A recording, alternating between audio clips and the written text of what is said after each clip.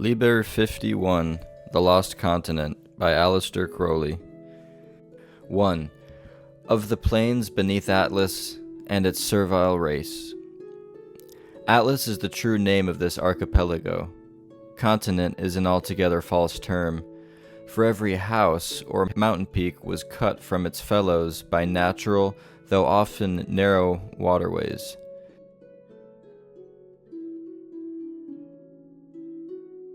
The African Atlas is a mere offshoot of the range.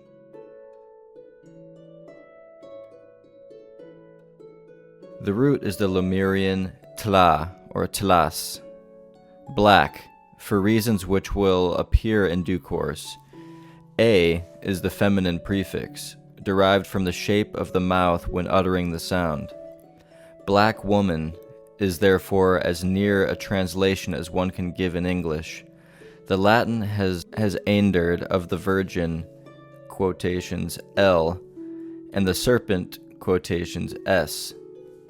Quote, theos, end quote, root O, first written O, means the sun in his strength and also the lingam yoni conjoined.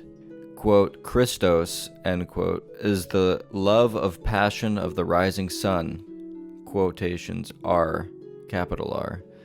And the serpent, capital S. The capital I and capital T indicate certain details which are foreign at the present discussion. Quotations, Neuma, Neuma, Atlantean, capital N, capital M, the arch of the woman, Maria, the woman of the sun.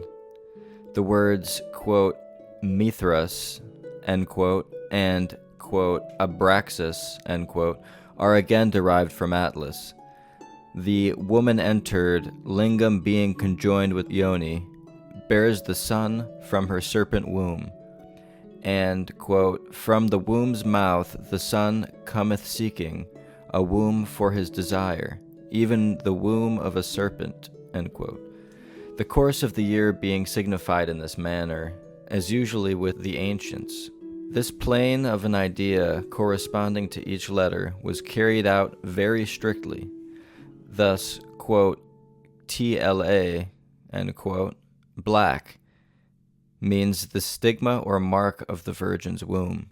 Quote, IA, hail, greeting, quote, face to face, end quote, from the other peculiarity described above. These few examples will suffice to indicate the singular character of the language, and the way in which its essential dogmatic symbols have been incorporated by the heirs of Atlas and the inmost sanctuaries of races which they deemed worthy of such assistance. I must not pass over in silence the question of sacrifice to the gods, to which a passing reference has already been made. Such sacrifices were not very frequent. The victims were the failures, those who were useless to the social economy. As they represented capital expenditure, the object was to recover this at least, since no interest could be expected. The victim was therefore handed over to a high priest or priestess, who extracted the life by an instrument devised for and excellently adapted to the purpose, so that it died of exhaustion. The life thus regained was given to the gods, in the manner too complex to be described in this brief account. The early age at which puberty occurred was due to design. The normal period of gestation had also been shortened to 4 months. This was all part of the scheme to economize time. Old age had been almost done away with by the great readiness of the Atlanteans to go and see at the first sign of a failing power. No doubt, further improvements would have been made but for the loss of interest in the matter, all generation being regarded as the old experiment, not likely to repay the trouble of further research. In the 200 or 300 years of man's full vigor, only 8 years on the average was the wastage of childhood. And even this was not all waste, since some time at least must be necessary for the experts to discover and direct the tendencies of the mind. The body ought therefore to be regarded as an engine, the theoretical limit of whose efficiency had been reached. So much I mention of the customs of the Atlanteans with regard to marriage, education, and religious sacrifices. 8.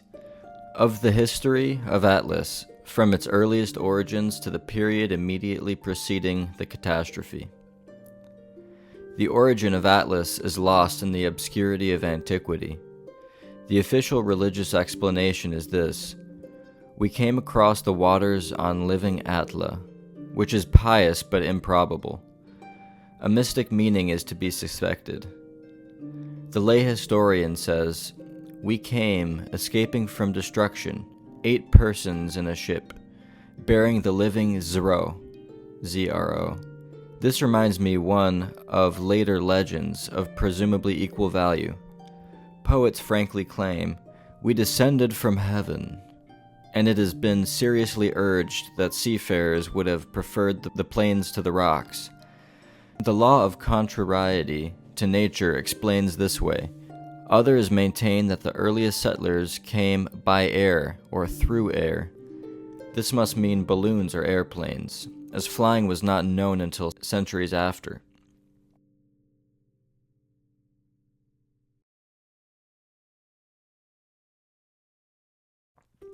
What is definitely known is that the earliest settlers were of a purely fighting race. In Atlantean Homer, Ylo, Y-L-O, has described the first battle in such detail as to leave no doubt that he is retelling facts, a marked contradiction to his earlier books. There appear to have been but few Atlanteans, unless the names given are those of chiefs, which internal evidence controverts. The natives were armed with every possible instrument of precision, having cavalry and artillery in abundance, as well as weapons that must have been as superior to the modern rifle, unless Ylo exaggerates, as that is to be arquebus. In spite of this, the men of Atlas smote them with rods, or fell upon them with their cones, and routed them utterly. This mention of rods and cones has absurdly suggested to commentators that the Atlanteans used their eyes and hypnotized the enemy. To state such an opinion is sufficient to expose its author to the contempt of the thoughtful. Altogether, 86 battles were fought, extending over 5 years, before the natives were reduced to sue for peace. This was granted on generous terms, which colonists broke as soon as they dared to do so, in accordance with the invariable rule of colonists, then as much as today. However, it was nigh on 100 years before the first college of magic was established. Previously, the Atla had been carried about as occasion demanded. It was now enshrined with some decency of ceremonial upon a mountain. About 300 years later, we find ourselves face to face with the first great mystery of Atlas. This is a translation of the record of that most strange event. Quote, now it came to pass that all men turned black and died, and that the living Atla abode alone, bearing Mercury, whereof the sun knoweth. Thus came again the true men of Atlas, and their women, bearing gods and goddesses. And the void suffered nothing, and the earth was at peace. Now then indeed arose art, and men builded, being blind, and there was light, and some of the light wrought mischief. Wherefore the wise men destroyed them with their magic. And there is no record because it is written in that which is. End quote. A sort of, quote, see, unquote, quote, monumentum queris, circumspice, end quote, seems here implied. In any case, there were clearly 2 gaps, unbridgeable between the early struggles of the settlers, the period of great buildings, and the modern period, which proved stable of, quote, houses, unquote. The houses were only made possible by the perfecting of Zro, and this helps considerably to fix the date. The next 2,500 years were years of peaceable progress. The labor mills were run without a hitch.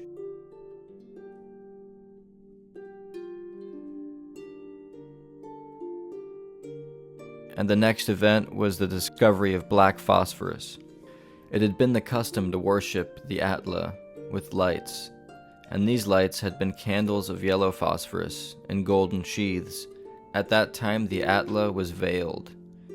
At one festival of spring the veils were burnt up, the lights extinguished, and the yellow phosphorus was found to have been turned into black powder. The magicians examined this and brought Zro to its 9th stage. This revolutionized the condition of things. Old age and disease were no more, and death voluntary. Strangely enough, this led directly to the Great Conspiracy. At the end of this period of 2,500 years, the system of houses was well established. There were over 400 such houses, each of perhaps 1,000 souls on an average.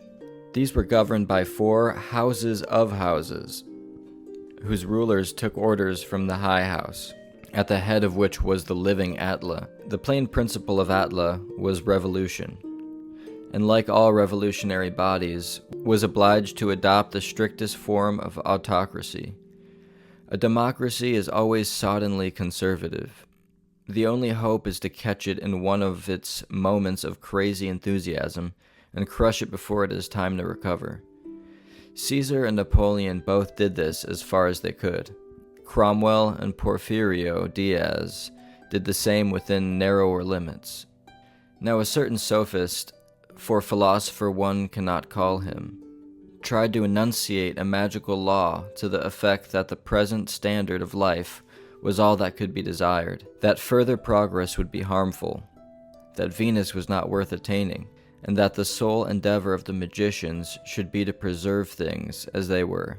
That such a proposition could be supposed a law reflects no credit on its author or its supporters, yet of these it found many. The 9th stage of Zro was a leap calculated to unsettle the calmest mind. Its reality had beggared the optimist's daydream. Poets had thrown down their stilettos. High priests who had spent decades in hopeful experiment saw their results attained by an entirely different method. In short, 2/3 of the people were infected with the heresy and hoped to hear promulgated as a law of magic.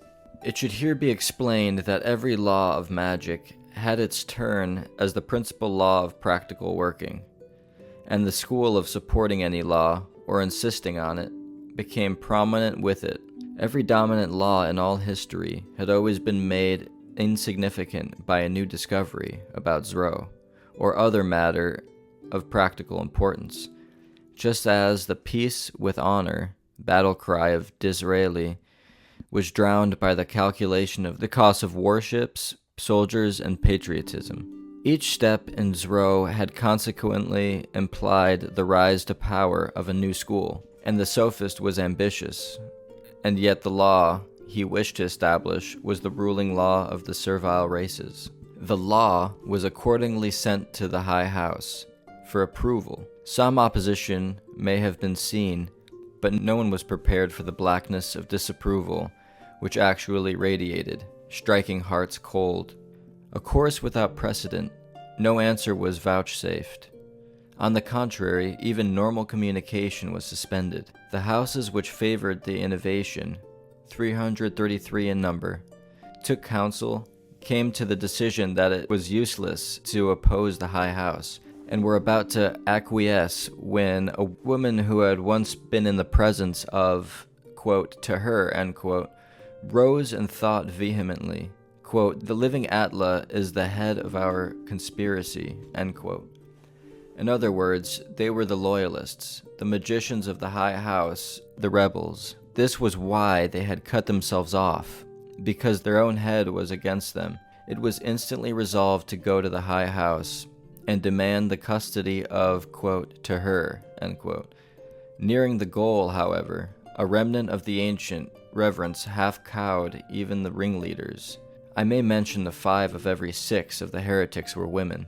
When they saw a stern phalanx of magicians, its point threatened their center. As they wavered, a woman cried, quote, they are only men such as we are, end quote. The ranks stiffened. On all sides, the army closed upon the tiny phalanx, which only numbered 66 all told. It was then that the truth was known. Ere a blow could be struck, the attacking party vanished. It was instantaneous and complete annihilation. From that moment, it was certain that the ruling power of Atlas was something infinitely more awful than the living Atla. In order to avoid any possible repetition of such a disaster, for the magicians of the High House knew that any manifestation of the Supreme must undo the work of centuries, they gave out that they had become too terrible to look upon. And for the future, they always appeared with heavy veils, or rather masks, since for the most part they were carven fantastically by the wearers in their leisure hours. A further alteration was made in the system of government. The head of one of the houses of houses was made supreme. The High House took no part in affairs of state. Thus the Atla was to all intents and purposes deposed, although the same reverence and sacrifice were paid to it as formerly. It became a constitutional monarch, in our modern jargon. The next 1,000 years were years of serious trial in other ways. The toil of repopulation was excessive, and there was a revolt, or rather strike, of the servile races, which was ended by the substitution of bread from heaven for those products of the earth on which they had formerly been fed, a diet which proved so adapted to their natures that no labor troubles ever occurred. The Greek legends of the wars between gods, giants, titans are traditional of a real war or a series of wars which continued with intervals over 200 years. The enemy had developed naval armament to an extreme.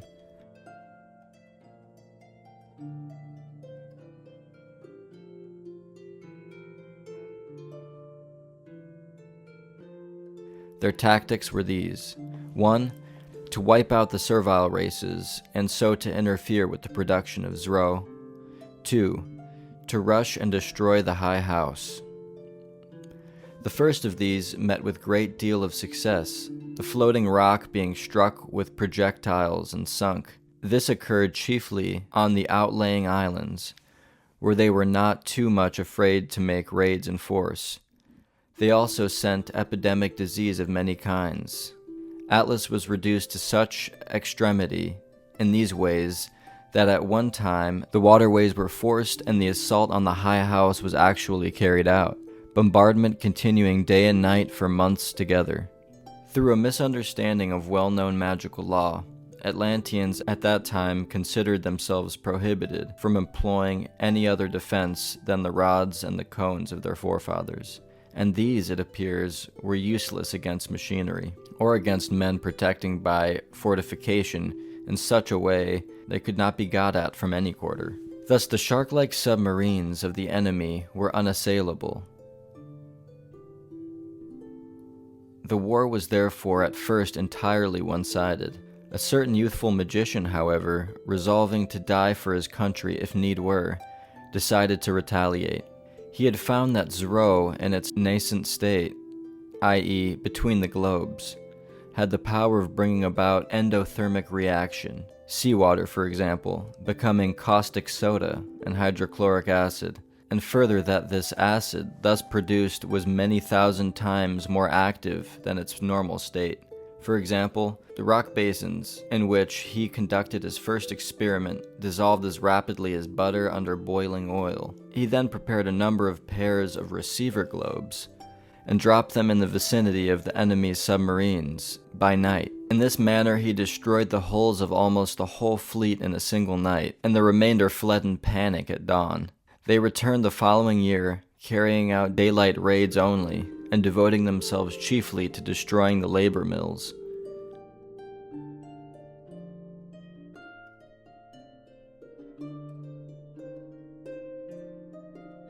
The young magician had been rewarded for his services by being presented to the Atla, and this example encouraged others to find means of attacking the invaders. Artificial darkness was therefore invented, and combined with the former method, but this was only partially successful. The tremendous pace of the sharks, enabling them to evade any threatening clouds, they did enormous damage. and the supplies of Zro were seriously curtailed. Things now went from bad to worse, and culminating in the attack on the High House, the besiegers keeping their battleships surrounded by rafts of fire, so that attack was impossible even by night. It was then that the High House called on the heroism of its sons. Armed with long swords of Zro, they plunged into the sea to perish under the tooth of the Zizu, but not before they had time to hack the invading battleship to shreds. Their floating torch rafts only assisted the attack by directing the swimmers to their quarry. The attack on the High House had aroused Atlas at last.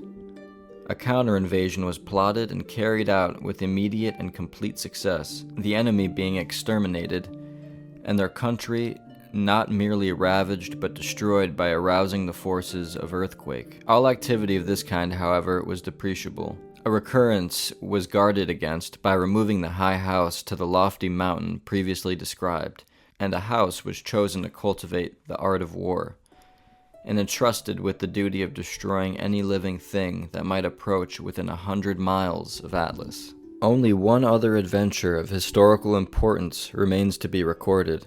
It is the attempt of some foolish Atlanteans to found an empire, and so to be entirely distinguished from the missionary effort referred to previously. The original settlement of Atlas, as has been the case with all flourishing colonies, was made of a few hardy pioneers who strengthened themselves gradually by growth. But Atlas, in her momentary madness, poured out blood and treasure in the fatuous attempt to impose alien domination on lands utterly unsuited to the genius of the people. The idea, of course, was to increase the supply of labor and consequently of crude Zro. In the first place, the adventure was expensive. It was uneconomical, in the scientific sense, to send ships with less than 1,000 fighting men. The Zro required for these meant the employment of at least 7,000 serviles.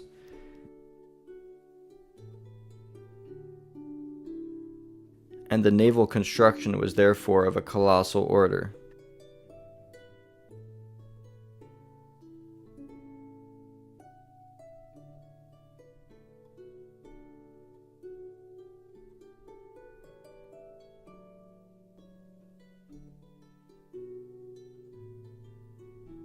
But although little difficulty was found in conquering the country in the military sense, the natives had to be almost exterminated, and the labor of the survivors proved difficult to enforce. It was even then not a tenth as efficient as that of the serviles at home. The imported serviles, moreover, caught native diseases and died in hundreds.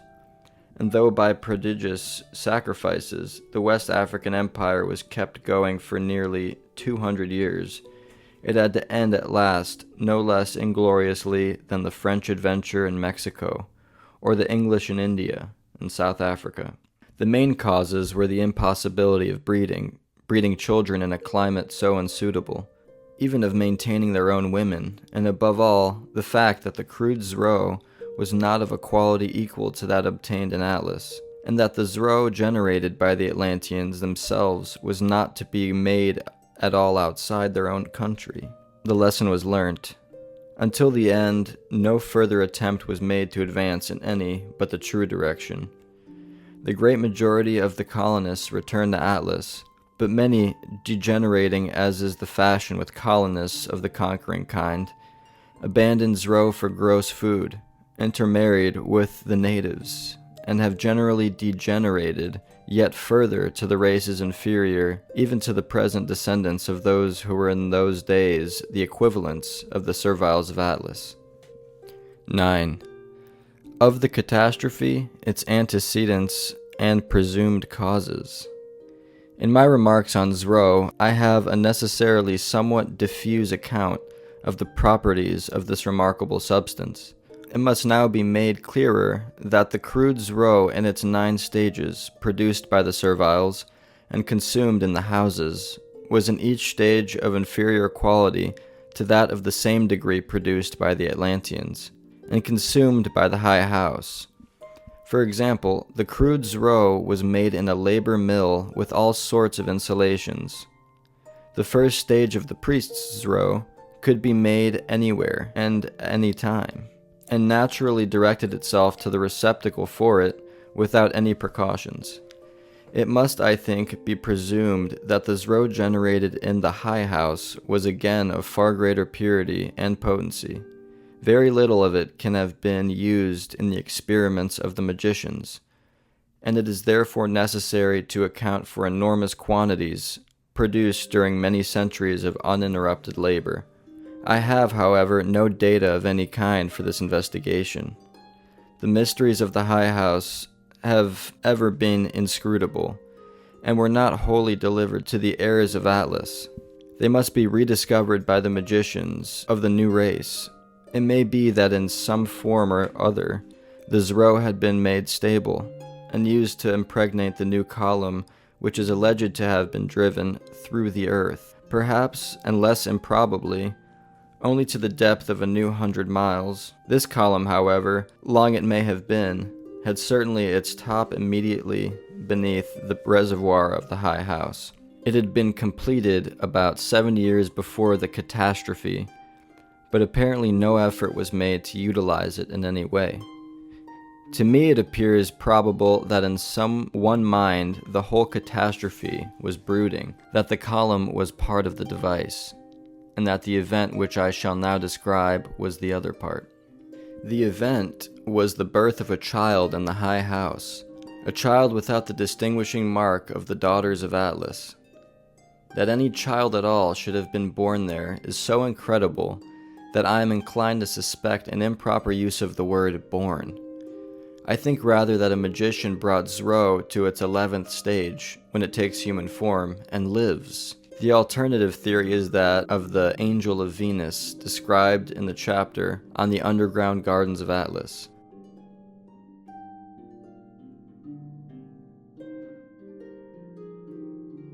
The supporters of this theory hold that the child was not born of a priestess, but of the living Atla. In any case, the whole country gave itself up to the unbridled rejoicing. Work was carried on at a greater speed than ever before. One might say a delirium of labor. For 11 years this continued without cessation, and then without warning came the order to repair to the High House, every man, woman, and child of Atlas. What was then done I know not, and dare not guess. That same day 7 volunteers, heroic exiles from the reward of so many centuries of toil, voluntary maroons on the discarded planet, the heirs of Atlas, turned their faces from the High House, and severally sought distant mountains, there each to guard his share of the secrets of the holy race, and in due time to discover and train up fit children of other races of the earth, so that one day another people might be founded to undertake another such task as that now ended. Hardly had the pinnacle of Atlas melted into the sea behind them, than the catastrophe occurred. The High House and the column beneath it, with all the inhabitants of Atlas, shot from the earth with the vehemence of 1,000,000 lightnings, bound for that green blaze of glory that scintillated in the west above the sunset. Instantly the earth, its god departed, gave itself up to anguish. The sea rushed unto the void of the column, and in 1,000 earthquakes Atlas, houses and plains together were overwhelmed forever in the ocean. Tidal waves rolled around the world. Everywhere great floods carried away villages and towns. Earthquakes rooked, and the tempest roared. Tumult was triumphant. For years after the catastrophe, the dying tremors of the event still shook mankind with fear, and the eternal waves of the Great Mother rolled over Atlas, save where Earth in her agony thrust up gaunt pinnacles, bare masts of wreckage to mark the vanished continent. Save for its heirs, of whose successors it is my highest honor to be the youngest and the least worthy.